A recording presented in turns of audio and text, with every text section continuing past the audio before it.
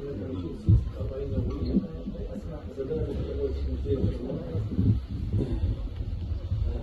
لله رب العالمين، أفضل الصلاة وأتم التسليم على سيدنا محمد وعلى آله وصحبه أجمعين.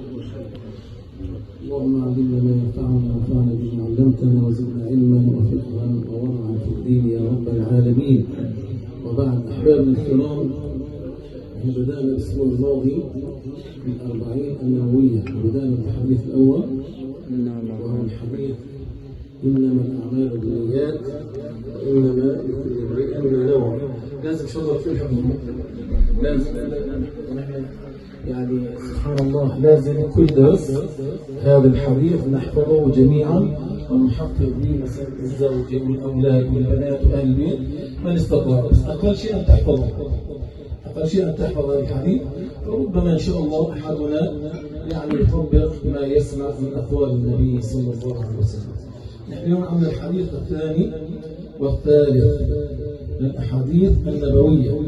الحديث الثاني عن عمر بن الخطاب رضي الله عنه قال: بينما نحن جلوس عند رسول الله صلى الله عليه وسلم إذ طلع علينا رجل شديد بياض الثياب شديد سواد الشعر لا يرى عليه أثر السفر ولا يعرفه منا أحد، فجلس إلى النبي صلى الله عليه وسلم وأسند ركبتيه على ركبتيه ووضع يديه على فخذيه.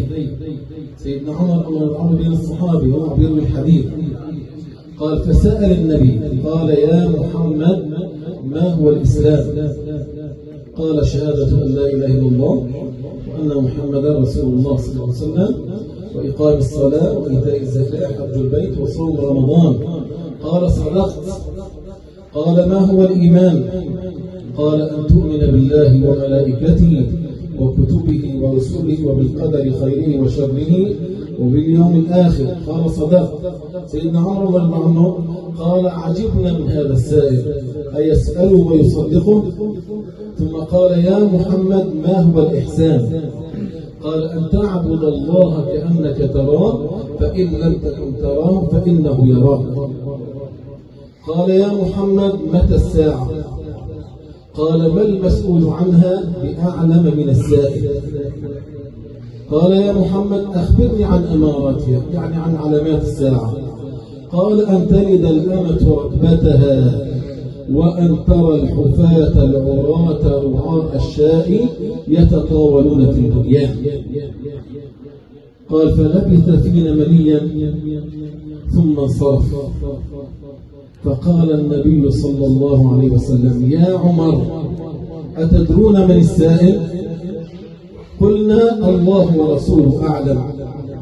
قال: إنه جبريل أتاكم يعلمكم دينكم، أو كما أخبر عليه الصلاة والسلام. شوف يبدأ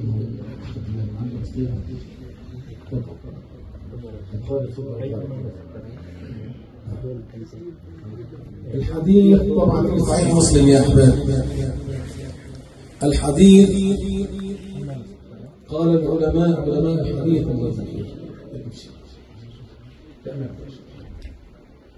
أولا مطلع الحديث إشراف سيدنا عمر قال: إذ طلع علينا رجل، ما قال دخل علينا رجل. شوف التوه يا أحباب، ما قال جاءنا رجل. إذ طلع علينا رجل، الطلوع لا يكون إلا للمنير للقمر، يقول طلع القمر. معنى ذلك طلع علينا رجل قال أي وجهه منور، وجهه إذ طلع علينا رجل أي وجهه كأنه القمر. هذا أول حدث. لا يرى عليه أثر السفر. أولي يعني في الزمان القديم ما كان سيارات وما كان كذا، إما أن يركب خيلا أو حي الله شيء مثلا أو بغلا وكذا أو ماشيا والطرقات غير معبدة، فيجب أن يرى عليه أثر السفر، غبار وغير ذلك ومشقة السفر وأثار السفر.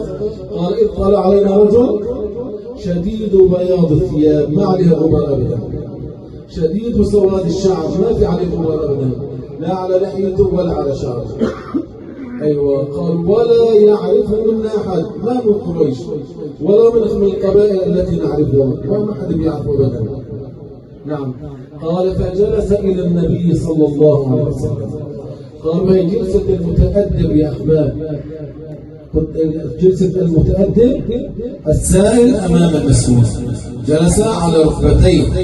فيعني الحديث قال يعلمنا كيف نجالس العلماء، كيف نجالس أهل الصلاح، كيف نجالس الصالحين أهل الفضل. ما بصير تجي تقعد قدام رجل صالح وعالم وتتكئ هكذا وتتلوى هكذا وهكذا وترفع صوتك عن أبدا. شوف السؤال، قال إذ طلع علينا رجل شديد بياض الثياب شديد سواد الشعر لا يرى عليه أثر السفر ولا يعرف منا أحد، فجلس إلى النبي صلى الله عليه وسلم، يعني قرب إلى النبي وأسند ركبتيه على ركبتي النبي عليه الصلاة والسلام، ثم وضع يديه على فخذيه، أي جلسة المتأدب. ثم سأل سؤال، شوف يعني بلطف، يا محمد ما هو الإسلام؟ فعدد النبي صلى الله عليه وسلم أركان الإسلام، ما هو الإيمان، ما هو الإحسان. شو سؤال، سيدنا محمد قال عجبنا أن يسألوا ويصدقون، فحدد. لذلك قال عليه الصلاة والسلام جاءها إنه جبريل جاءكم يعلمكم دينكم. فلذلك قال العلماء الدين يرتكز على 3 ركائز: إسلام وإيمان وإحسان. 3 ركائز يا أحباب. الإسلام هو عمل وعبادة، إسلام عمل وعبادة، لا إله إلا الله قول في اللسان، ذكر لله تبارك وتعالى، يعني يعلمنا أن نكثر من قول لا إله إلا الله ومن قراءة القرآن ومن التسبيح والتكبير والتهليل. فإذا العبادة اللسان هي عبادة قولية. ثم قال وإقام الصلاة. الصلاة يعني جهد، عبادة بدنية، تقوم حتى تتوضأ ثم تركع ثم تسجد بين يدي الله تبارك، ثم تقف بين يدي الله تبارك وتعالى. نعم. فإذا الإسلام عمل وعبادة. الإيمان عمل، الإسلام عمل وعبادة. والإيمان قالوا الإيمان هو تصديق في الجنان وقول في اللسان وعمل في الأركان.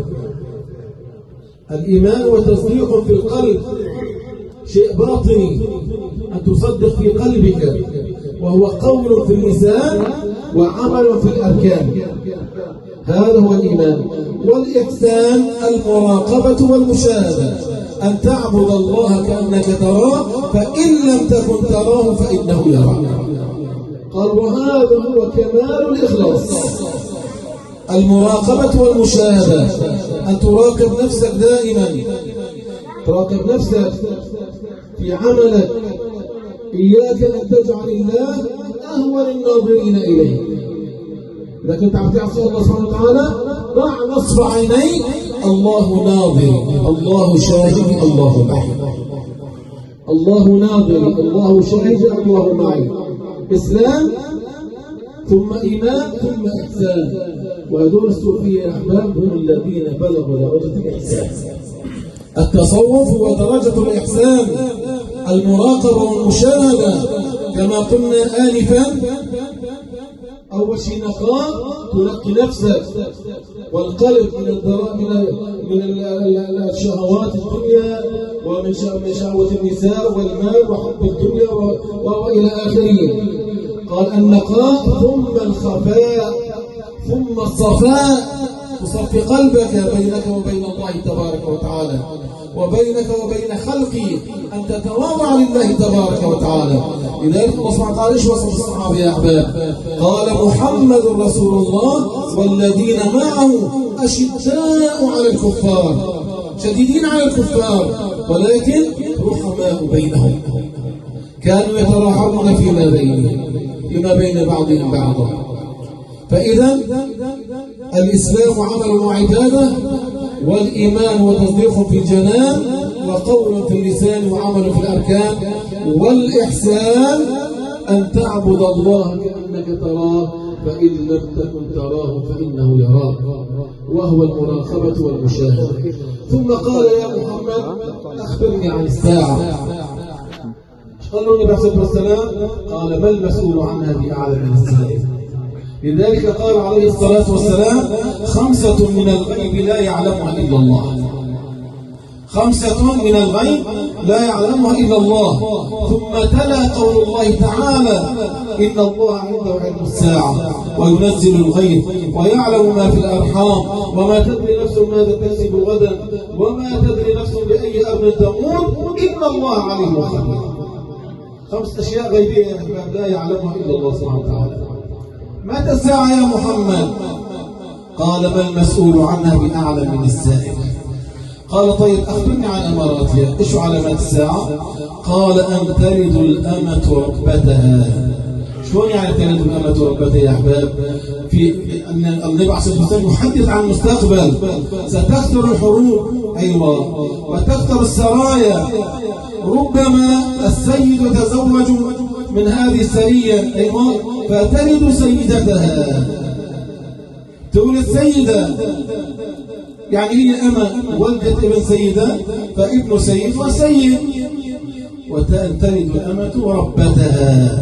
وترى الحفاة العراة أهل البادية، لدائما رعاة الجمال وفي البادية هؤلاء يتطاولون في البنيان كما نرى الآن من دول الخليج وما أشبه ذلك. رعاة الشام يتطاولون في البنيان. فكل هذه يا أحباب هي من علامات القيامة الصغرى. فإذا هذا هو مجمل حديث النبي صلى الله عليه وسلم. قلنا هذا الحديث الثاني. وأما الحديث الثالث عن أبي عبد الرحمن عبد الله بن عمر بن الخطاب رضي الله عنه قال سمعت رسول الله صلى الله عليه وسلم يقول بني الإسلام على 5: شهادة أن لا إله إلا الله وأن محمد رسول الله وإقام الصلاة وإيتاء الزكاة وحج البيت وصوم رمضان، أو كما أخبر عليه الصلاة والسلام. وطبعا هذه ال5 التي عددناها في أول مطلع حديث النبي صلى الله عليه وسلم إذ طلع علينا رجل.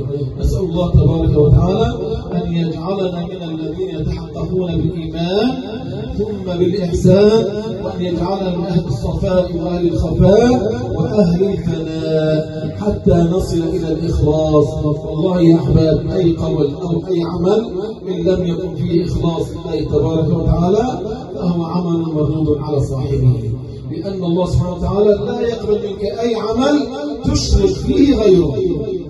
يعني تصلي مشان يشوفك الناس خليك للناس أبدا، تتصدق حتى يراك الناس فتأخذ أجرك من الناس، إلا إذا أخلصت لله تبارك وتعالى. سيدنا سليمان عليه السلام عندما خرج في أبهته ذات يوم الإنس عن يمين والجن عن شمال والطير تضلله والأموال من أمامه وخلفه. في واحد قال ما أعظم ملكك يا سليمان. قال سيدنا سليمان سمعوا. قال يا هذا إن تسبيحة تجدها في صحيفتك وقد قبلها الله تبارك وتعالى هي خير من الدنيا وما فيها وما عليها. قل سبحان الله بينك وبين الله سبحانه مخلص بها أحسن ما تقول 100,000 مرة سبحان الله قدامي وتخليني عليه. صلي بالله رب الليل ركعتين بينك وبين الله لا سمعة فيها ولا رياء، وربما تذرف دمعتين بين يدي الله تبارك وتعالى خير لك من عبادة 50 عام. ركعتين بينك وبين الله سبحانه وتعالى، إذا قبل الله الناس سبحانه وتعالى فيرفعك إلى أعلى علمه. نسأل الله تبارك وتعالى أن تتحقق فينا كلمة الإحسان وأن نصل إلى المراقبة والمشاهدة. الله حاضري، الله ناظري، الله شاهدي، الله معي، والحمد لله رب العالمين. والفاتحة.